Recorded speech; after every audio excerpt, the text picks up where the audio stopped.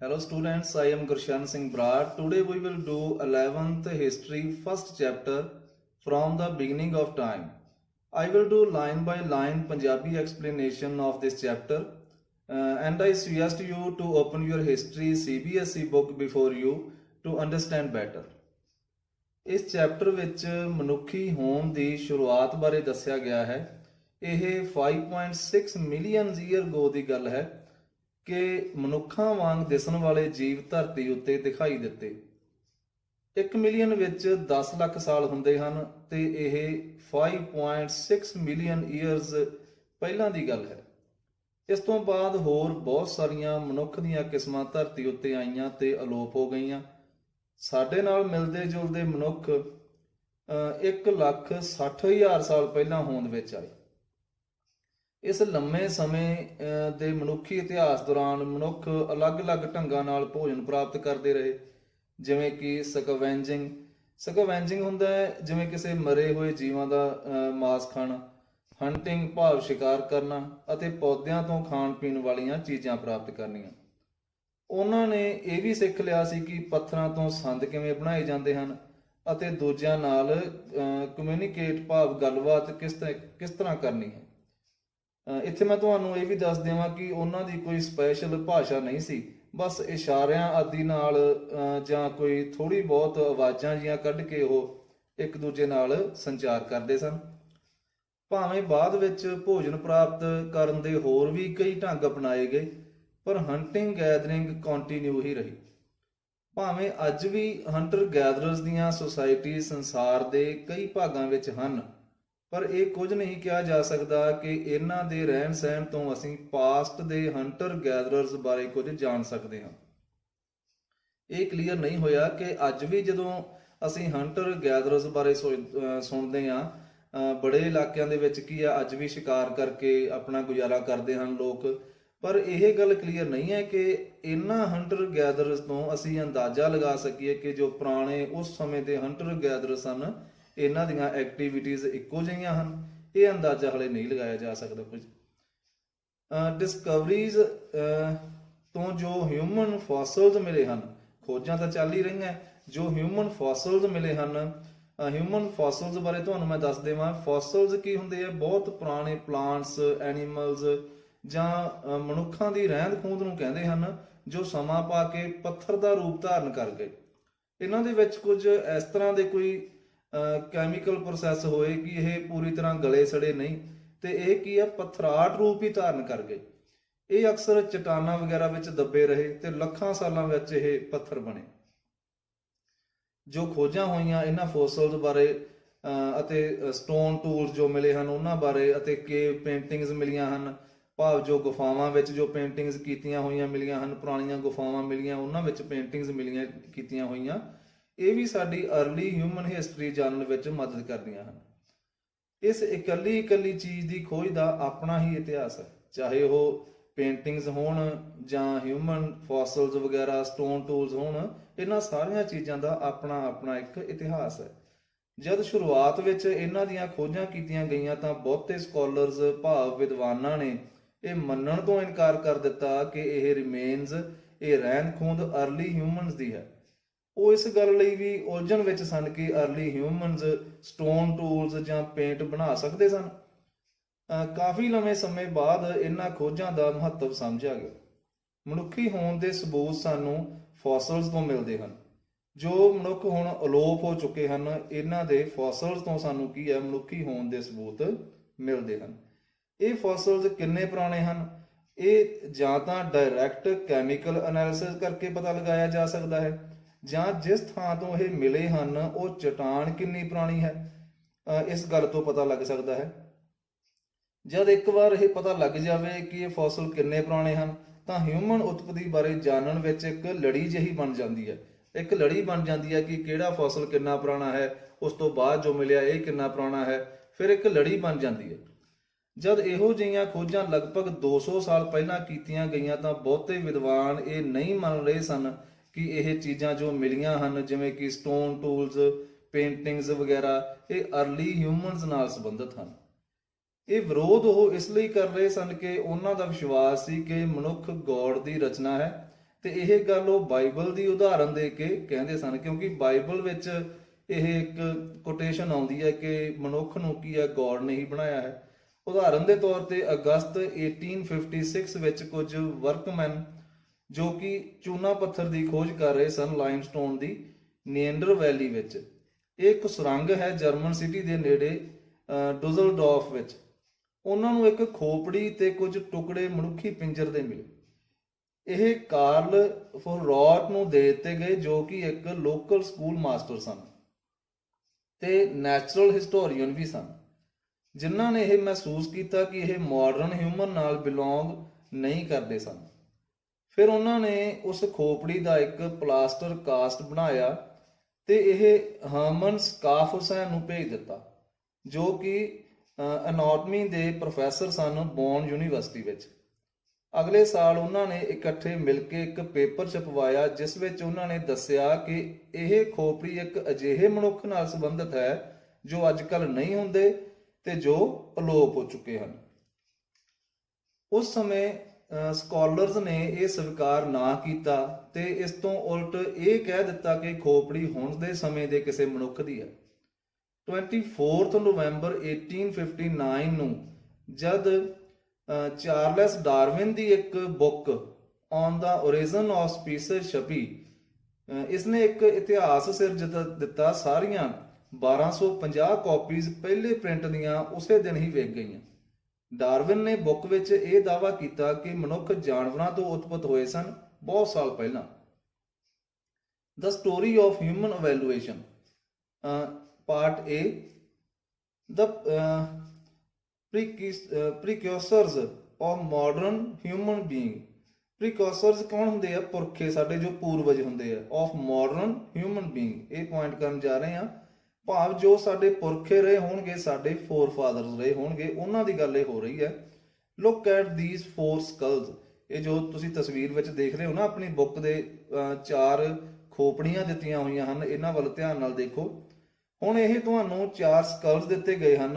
ਏ ਦੇ ਵਿੱਚ ਕੀ ਹੈ? Belongs to an ape. ਜੋ ਏ ਹੈ ਉਹ ਕਿਸ ਨਾਲ ਸੰਬੰਧਿਤ ਹੈ? ਇੱਕ ਏਪ ਦੇ ਨਾਲ ਸੰਬੰਧਿਤ ਹੈ। ਕਲੀਅਰ? ਬੀ ਦੇ ਵਿੱਚ ਕੀ ਹੈ? ਅਸਟ੍ਰੋਲੋਪਿਥੀਕਸ ਨਾਲ ਸੰਬੰਧਿਤ ਹੈ, ਜੋ ਬੀ ਵਾਲਾ ਹੈ। ਸੀ ਕੀ ਹੈ? ਹੋਮੋ ਇਰੈਕਟਸ, ਇਹ ਉਸਦਾ ਹੈ। ਹੋਮੋ ਇਰੈਕਟਸ ਦਾ ਹੈ, ਜਿਸ ਨੂੰ ਅਪਰਾਈਟ ਮੈਨ ਵੀ ਕਹਿੰਦੇ ਹਨ। ਅਪਰਾਈਟ, ਇਰੈਕਟਸ ਭਾਵ ਸਿੱਧਾ। ਡੀ ਕੀ ਹੈ? ਹੋਮੋ ਸੈਪੀਅਨਸ ਦਾ ਹੈ, ਜਿਸ ਨੂੰ ਵਾਈਸ ਮੈਨ ਵੀ ਕਿਹਾ ਜਾਂਦਾ ਹੈ, ਭਾਵ ਸੋਚਣ ਵਿਚਾਰਨ ਵਾਲਾ ਸਮਝਦਾਰ ਆਦਮੀ ਕਿਹਾ ਜਾਂਦਾ ਹੈ। ਇਹਨਾਂ ਨੂੰ ਤੁਸੀਂ ਚੰਗੀ ਤਰ੍ਹਾਂ ਇਹਨਾਂ ਦਾ ਡਿਫਰੈਂਸ ਦੇਖ ਲੈਣਾ ਹੈ। ਅਤੇ ਅਸੀਂ ਇਹ ਕਹਿ ਸਕਦੇ ਹਾਂ ਕਿ ਇਹ ਖੋਪੜੀ ਅੱਜ ਦੇ ਹਿਊਮਨ ਬੀਇੰਗਸ ਨੂੰ ਬਿਲੋਂਗ ਕਰਦੀ ਹੈ, ਜੋ ਕਿ ਹੈ ਲਾਸਟ ਵਿੱਚ ਹੈ।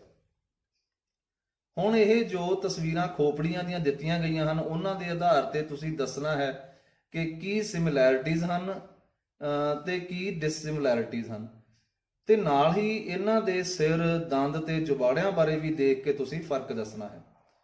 ਇਹ ਜੋ ਖੋਪੜੀਆਂ ਵਿੱਚ ਤੁਸੀਂ ਫਰਕ ਦੇਖ ਰਹੇ ਹੋ, ਇਹ ਦੱਸਦਾ ਹੈ ਕਿ ਕਿਸ ਤਰ੍ਹਾਂ ਦੇ ਬਦਲਾਅ ਆਏ ਹਨ ਜਦੋਂ ਤੋਂ ਮਨੁੱਖ ਦੀ ਉਤਪਤੀ ਹੋਈ ਹੈ।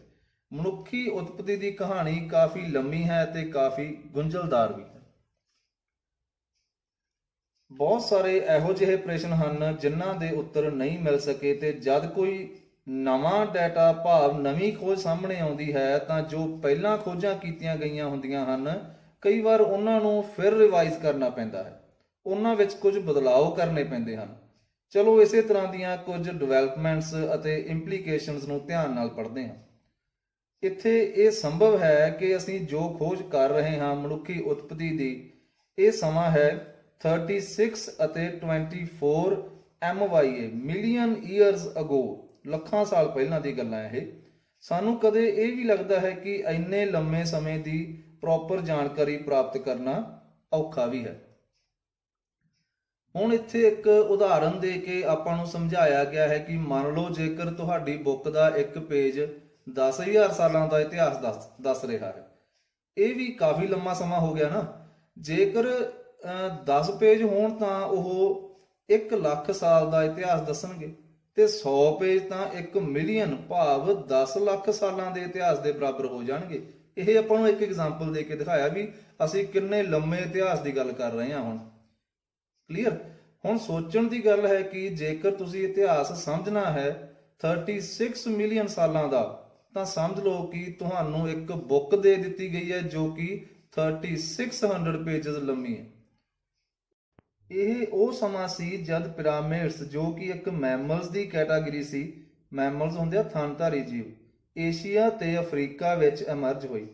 ਇਸ ਤੋਂ ਬਾਅਦ 24th MYA ਮਿਲੀਅਨ ਈਅਰਸ ਅਗੋ ਤੱਕ ਇੱਕ ਹੋਰ ਸਬ ਗਰੁੱਪ ਪਿਰਾਮਿਡਸ ਵਿੱਚ ਹੋਂਦ ਵਿੱਚ ਆ ਗਿਆ, ਜਿਸ ਨੂੰ ਹੋਮੀਨੋਇਡ ਕਿਹਾ ਗਿਆ।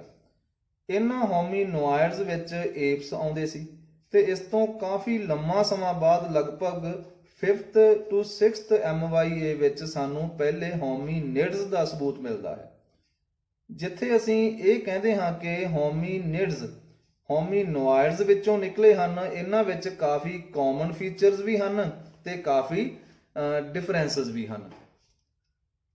ਹੋਮੀਨੋਇਡਸ ਦਾ ਦਿਮਾਗ ਹੋਮੀਨਿਡਸ ਤੋਂ ਛੋਟਾ ਸੀ। ਹੋਮੀਨੋਇਡ ਪਹਿਲਾਂ, ਉਦੋਂ ਬਾਅਦ ਕੀ ਆਏ? ਹੋਮੀਨਿਡਸ। ਇਹ ਕੁਆਡਰੂਪੇਡ ਸਨ, ਭਾਵ ਚਾਰੇ ਹੱਥਾਂ ਪੈਰਾਂ ਤੇ ਚੱਲਦੇ ਸਨ, ਪਰ ਇਹਨਾਂ ਦੇ ਅੰਗ ਲਚਕੀਲੇ ਸਨ।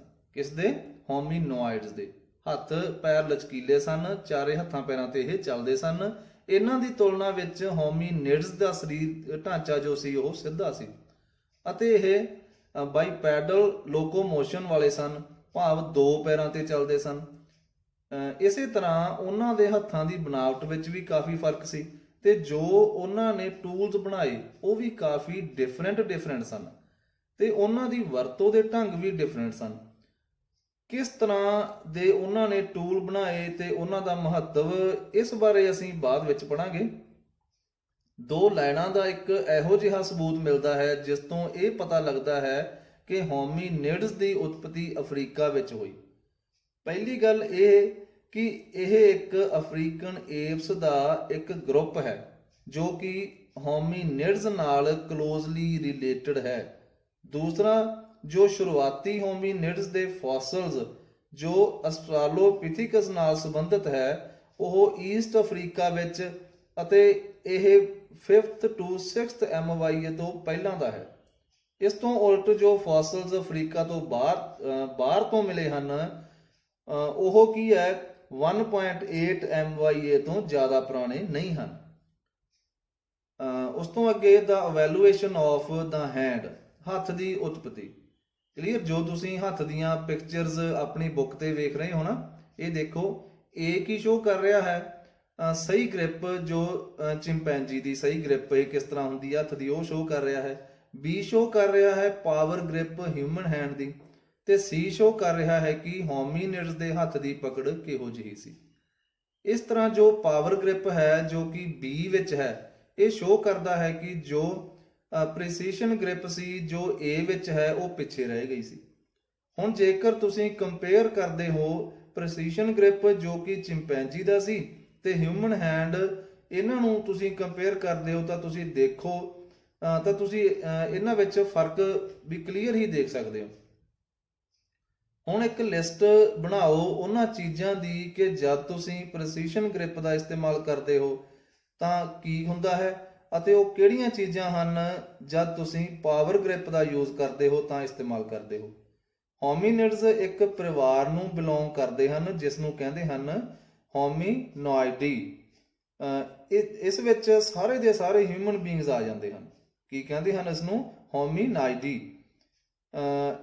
ਜੋ ਭਿੰਨ ਵਿਸ਼ੇਸ਼ਤਾਵਾਂ ਹਨ ਇਹਨਾਂ ਦੀਆਂ, ਹੋਮੀਨਿਡਸ ਦੀਆਂ ਉਹ ਕੀ ਵਿਸ਼ੇਸ਼ਤਾਵਾਂ ਹਨ ਜੋ ਭਿੰਨ ਵਿਸ਼ੇਸ਼ਤਾਵਾਂ ਹੋਮੀਨਿਡਸ ਦੀਆਂ ਹਨ? ਹੋਮੀਨਿਡਸ ਬਾਰੇ ਗੱਲ ਕਰਦੇ ਹਾਂ। Large brain size, upright posture. Brain size hominid ਦਾ ਕੀ ਹੈ? ਲਾਰਜ। ਪੋਸਚਰ ਕੀ ਇਸ ਦਾ? ਅਪਰਾਈਟ, ਸਿੱਧਾ ਖੜਾ ਪੋਸਚਰ ਹੈ ਹੋਮੀਨਿਡ ਦਾ। ਉਸ ਤੋਂ ਅੱਗੇ ਕੀ ਇਸ ਦੀਆਂ ਹੋਰ ਵਿਸ਼ੇਸ਼ਤਾਵਾਂ ਗੱਲ ਕਰੀਏ, ਭਾਵ ਅੱਗੇ ਬਾਇਪੈਡਲ ਲੋਕੋਮੋਸ਼ਨ, ਭਾਵ ਦੋ ਪੈਰਾਂ ਤੇ ਚੱਲਣਾ, ਤੇ ਸਪੈਸ਼ਲਾਈਜੇਸ਼ਨ ਆਫ ਦਾ ਹੈਂਡ, ਹੱਥ ਦੀ ਕੋਈ ਖਾਸ ਵਿਸ਼ੇਸ਼ਤਾਵਾਂ ਹੱਥ ਦੀਆਂ ਹੁਣ ਆ ਗਈਆਂ ਸਨ ਹੋਮੀਨਿਡਸ ਦੇ ਵਿੱਚ। ਹੋਮੀਨਿਡਸ ਨੂੰ ਅੱਗੇ ਅਸੀਂ ਫਿਰ ਬ੍ਰਾਂਚਸ ਵਿੱਚ ਡਿਵਾਈਡ ਕਰਦੇ ਹਾਂ। ਅੱਗੇ ਹੋਮੀਨਿਡਸ ਦੀਆਂ ਵੀ ਬ੍ਰਾਂਚਸ ਬਣ ਜਾਣਗੀਆਂ ਜਿਸ ਨੂੰ ਜੈਨਸ ਕਹਿੰਦੇ ਹਨ, ਜਿਸ ਵਿੱਚ ਆਸਟ੍ਰਾਲੋਪਿਥੀਕਸ ਅਤੇ ਹੋਮੋ ਮਹੱਤਵਪੂਰਨ ਹਨ। ਹੁਣ ਇਹ ਆਪਾਂ ਹੋਮੀਨਿਡਸ ਦੀਆਂ ਅੱਗੇ ਬ੍ਰਾਂਚਸ ਕਰ ਰਹੇ ਹਾਂ। ਹੁਣ ਇਹਨਾਂ ਦੇ ਵਿੱਚ ਵੀ ਬਹੁਤ ਸਾਰੀਆਂ ਜਾਤੀਆਂ ਆ ਜਾਂਦੀਆਂ ਹਨ। ਮੁੱਖ ਫਰਕ ਜੇ ਆਸਟ੍ਰਲੋਪੀਥੀਕਸ ਅਤੇ ਹੋਮੋ ਵਿੱਚ ਜੋ ਹਨ ਉਹ ਹਨ ਬ੍ਰੇਨ ਸਾਈਜ਼, ਜੌਜ਼ ਅਤੇ ਟੀਥ। ਆਸਟ੍ਰਲੋਪੀਥੀਕਸ ਦਾ ਬ੍ਰੇਨ ਸਾਈਜ਼ ਛੋਟਾ ਸੀ, ਜਬਾੜੇ ਤੇ ਦੰਦ ਵੱਡੇ ਸਨ ਹੋਮੋ ਦੇ ਮੁਕਾਬਲੇ। ਹੋਮੋ ਦਾ ਬ੍ਰੇਨ ਸਾਈਜ਼ ਵੱਡਾ, ਜਬਾੜੇ ਅਤੇ ਦੰਦ ਛੋਟੇ। ਸਾਇੰਟਿਸਟਸ ਦੁਆਰਾ ਜਿੰਨੇ ਵੀ ਨਾਮ ਇਹ ਅਲੱਗ-ਅਲੱਗ ਜਾਤੀਆਂ ਨੂੰ ਦਿੱਤੇ ਗਏ ਹਨ ਇਹ ਗ੍ਰੀਕ ਅਤੇ ਲੈਟਿਨ ਸ਼ਬਦ ਹਨ। ਫੋਰ ਐਗਜ਼ਾਮਪਲ ਜੋ ਸਮਾਂ ਆਸਟ੍ਰਲੋਪੀਥੀਕਸ ਦਾ ਹੈ ਇਹ ਜੋ ਆਪਾਂ ਇਹ ਗੱਲ ਕਰੀਏ ਨਾ ਜੋ ਨਾਮ ਆਸਟ੍ਰਲੋਪੀਥੀਕਸ ਦਾ ਹੈ ਇਹ ਕੀ ਹੈ ਲੈਟਿਨ ਸ਼ਬਦ ਅਸਟ੍ਰੋਲ ਮੀਨਿੰਗ ਸਾਊਥਰਨ ਅਤੇ ਇੱਕ ਗ੍ਰੀਕ ਸ਼ਬਦ ਜੋੜਿਆ ਗਿਆ ਹੈ ਪਿਥੀਕਸ ਮੀਨਿੰਗ ਏਪ। ਇਹਨਾਂ ਦੋਵਾਂ ਨੂੰ ਮਿਲਾ ਕੇ ਬਣਿਆ। ਕਲੀਅਰ।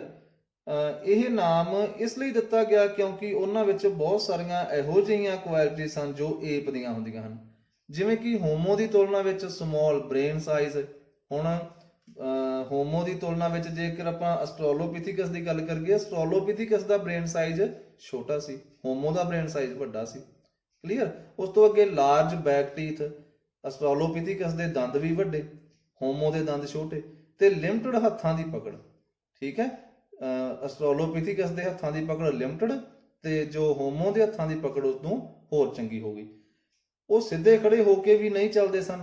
ਆਸਟ੍ਰਲੋਪੀਥੀਕਸ ਦੀ ਗੱਲ ਹੋ ਰਹੀ ਹੈ, ਸਿੱਧੇ ਨਹੀਂ ਖੜੇ ਹੋ ਸਕਦੇ ਸੀ ਕਿਉਂਕਿ ਜ਼ਿਆਦਾ ਸਮਾਂ ਉਹ ਦਰਖਤਾਂ ਤੇ ਬਿਤਾਉਂਦੇ ਸੀ। ਉਹਨਾਂ ਦੇ ਹੱਥਾਂ ਬਾਹਾਂ ਜਿਨ੍ਹਾਂ ਨੂੰ ਕੀ ਹੈ ਫੋਰ ਲਿੰਬਸ ਕਿਹਾ ਜਾਂਦਾ ਹੈ ਉਹ ਕਾਫੀ ਲੰਮੇ ਸਨ, ਹੱਥ ਤੇ ਬਾਹਾਂ ਉਹਨਾਂ ਦੇ, ਤੇ ਉਹਨਾਂ ਦੀਆਂ ਪੈਰਾਂ ਦੀਆਂ ਹੱਡੀਆਂ ਤੇ ਜੋ ਲਚਕੀਲੇ ਜੋੜ ਦਰਖਤਾਂ ਤੇ ਰਹਿਣ ਲਈ ਕਾਫੀ ਢੁਕਵੇਂ ਸਨ। ਪਰ ਜਿਵੇਂ ਜਿਵੇਂ ਸਮਾਂ ਬੀਤਦਾ ਗਿਆ ਇਹ ਟੂਲਸ ਵਗੈਰਾ ਬਣਾਉਣ ਦੀ ਪ੍ਰਕਿਰਿਆ ਸ਼ੁਰੂ ਹੋਈ ਤਾਂ ਉਸ ਨਾਲ ਬਹੁਤ ਸਾਰੇ ਹਿਊਮਨ ਕਰੈਕਟਰਿਸਟਿਕਸ ਡਿਵੈਲਪ ਹੋ ਗਏ। Clear. Students, we finished first part here and we will continue this chapter in second part. I hope you will understand this line to line Punjabi explanation. If you like it then subscribe my channel and press the bell icon for new notification. Thanks.